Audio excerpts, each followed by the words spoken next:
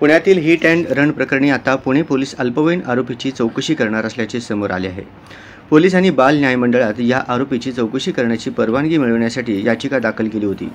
पुणे पोलिसांची ही याचिका मंडळाने मान्य करत आरोपीच्या चौकशीची परवानगी दिली आहे। या प्रकरणातील अल्पवयीन आरोपीचे वडील विशाल अग्रवाल आणि आजोबा सुरेंद्र अग्रवाल यांना न्यायालयाने 14 दिवसांची न्यायालयीन कोठडी सुनावली आहे। बिल्डर विशाल अग्रवाल यांचा अल्पवयीन मुलगा वेदांतने मध्यरात्री 3च्या सुमारास मित्रांसोबत हॉटेलमध्ये मद्यपान पार्टी केल्यानंतर आलिशान पोर्शे कारने दुचाकीस्वाराला धडक दिली। त्यामुळे दुचाकीवर पाठीमागे बसलेल्या तरुणीचा 10 ते 15 फूट उंच पडून खाली पडल्यामुळे जागीच मृत्यू झाला, तर कारने फरफटत नेल्यामुळे दुचाकीस्वार तरुणाचा मृत्यू झाला। या प्रकरणी घटनास्थळी उपस्थित असलेल्या नागरिकांनी अल्पवयीन आरोपीला मारहाण करीत जाब विचारला। या प्रकरणी विशाल अग्रवाल, सुरेंद्र अग्रवाल, प्रल्हाद भुतडा, सचिन काटकर, संदीप सांगळे, जयेश बोनकर यांना पोलिसांनी अटक केली आहे। सुरेंद्र अग्रवाल हे आरोपीचे आजोबा असून चालकाला डांबून ठेवून खोटा जबाब नोंदविण्यासाठी दबाव टाकल्याचा आरोप त्यांच्यावर आहे।